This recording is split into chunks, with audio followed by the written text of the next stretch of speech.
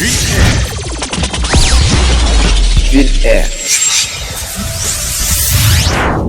goɗɗum won réalité goɗɗo hay sinno aduna o wonɗo tolni kono won haqqillaji ha joni sa ƴeewi ɗumen ko gila hedde 2e siècle tolni. souleymane holko jooɓiɗa to banggue gandal, to banggue pinal, to banggue ngaalu e to banggue wawde wadde yimɓe convaincre e jamanu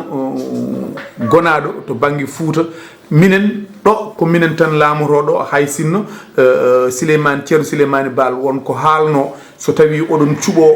cuɓoɗe gandu cuɓoɗe nunduɗo cuɓoɗe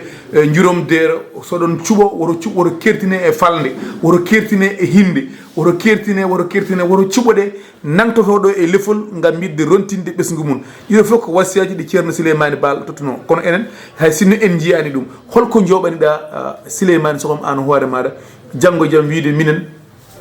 o ko maabo ardata ko min kadi ko réalité mo ganduɗa ene e leydi ndi o ko pullo ardata ko min o ko baylo ardata ko min ene jogui réalité ɗi ganduɗa hol peeje ɗe joguiɗa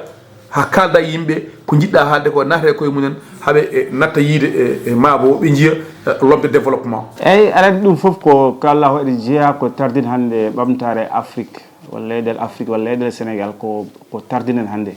par ce que eɗen ƴeewa toujours leydi ɗi o ko maabo o ko beelo o ko toroɗo o ko maccuɗo walla o ko sakke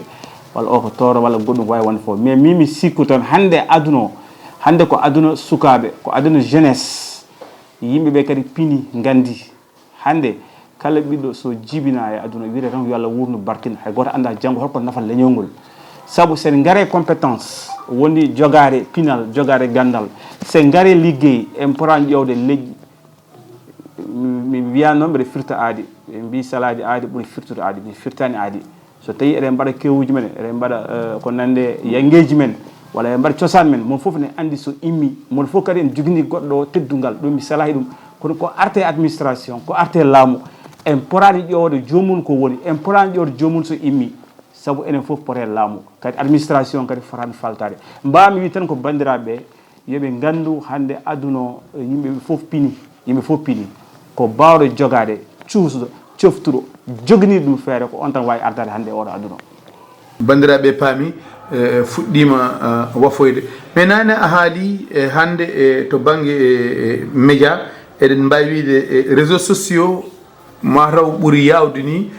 laabi limtinɗi ko fate e médiaji classique ɗi. eywa kadi kon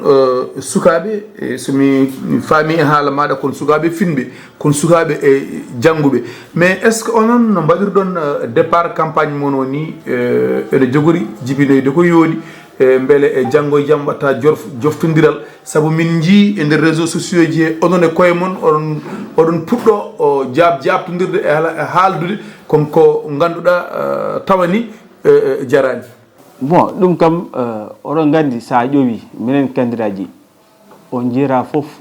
bandum maire gonɗo o jabodira yimɓe o ɗattodira yimɓe walla candidat ji fof ɗo potiri a yiira foof bandum daro ene ɗatto yimɓe ɗattodiroɓe tan koɓe gona ɓen ɓe gona candidat ji so woodi ɓe jiidani candidat ji mara he ko yimɓe candidat ji ko on politique noon muusi hannde e Afrique c' est à dire politique mo mbatten hannde ɗo e leyɗele ɓaleɓe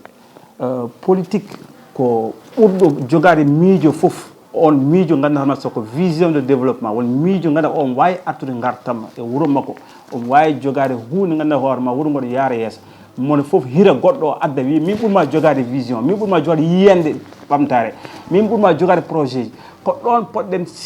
ɗon poɗɗen wadde concurrence ko ɗon poɗɗen sippirde kono wona ɗattore en tout cas min mi jabara a yira mukko Oumar min mbeɗa jaabo neɗɗo e réseaux sociaux so yiɗi ɗattoɗa kam mi jabara on par ce que mbeɗa andi ko jimmi mbeɗa andi ko imbinimi ɓe mbi noon sara yaaha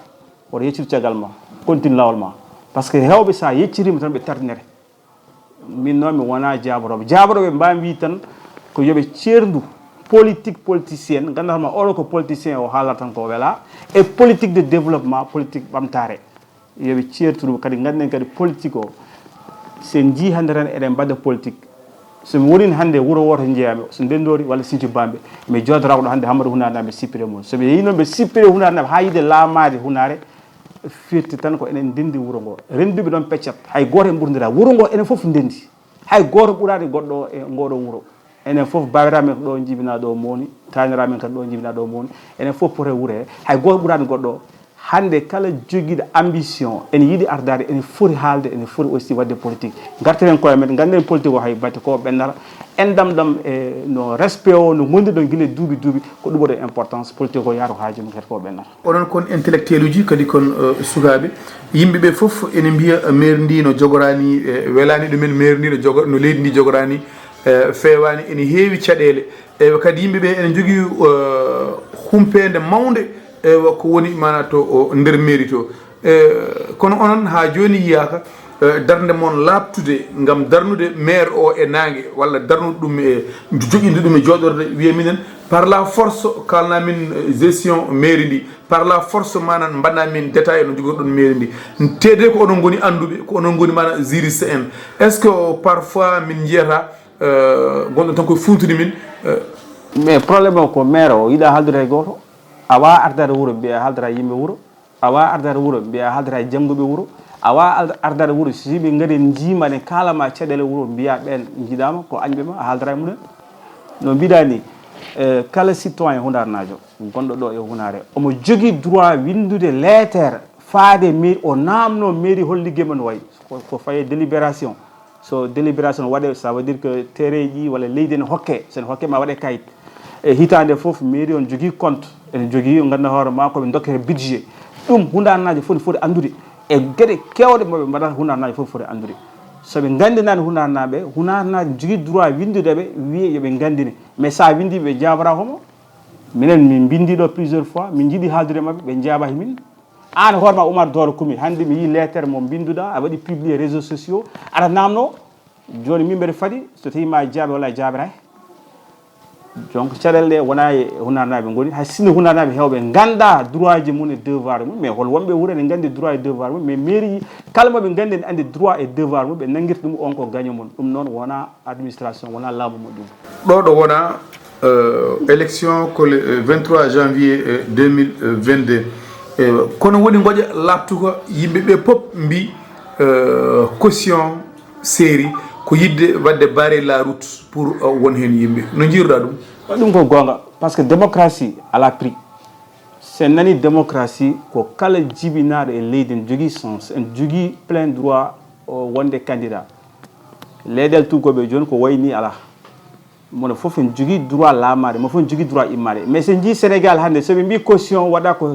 15 millions walla 15 millions ko firti ko jogui ɓe gaare laamu ɗe miskineɓe Allah ɓe gone banggue min mi yadani ɗum te président Macky Sall mi haaldimo ɗum min mi yadani ɗum 15 millions heewi par ce que démocratie hay sinno ɓe mbi so tawi jomum heeɓi pourcentage comme le 5% ni a rutte on haalis koni wasata so sukaɓe nanɗo e leydi he aɓe jogui projet ji aɓe jogui gandal aɓe jogui coftal e cuusal kono ɓe ngala moyen laamade saabu ɓe mbiyama soɓe gaddani 15 millions ɓe mbawata laamade min de personnellement so tawi ko min yamiranno min pour min 15 millions o heewi par ce que mbaɗi ɗum tan ko joguiɓe tan mbawi laamade ɓe ngala heeɓe foof mbawa laamade an waktu men gasi ko welema mawɗo joddade ma soko tawi aɗa jogui message walla ko jiɗɗa wadde développé haaldude yimɓeɓe tawa ko hunde nde ganduɗa ene naftoya janggo micro nene yesso ma kalda e bandiraɓe min ko mbawmi wiide Hammadou Wunarnaɓe politique ko politique kadi démocratie ko démocratie eɗen mbawi wondude e galle goto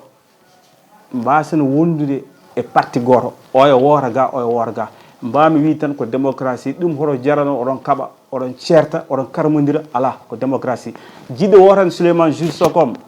ene heñanma ene yonanma ko programme joguimi ene fewanma ene yonanma aɗa wawi wotandemi sa yiiɗi wotande goɗɗo kadi aɗa wawi wotande kono min personnellement gotan ɗon mi wotanani mi haɓata e mum saabu enen foof holko adi so wona politique o ganden politique ko politique tan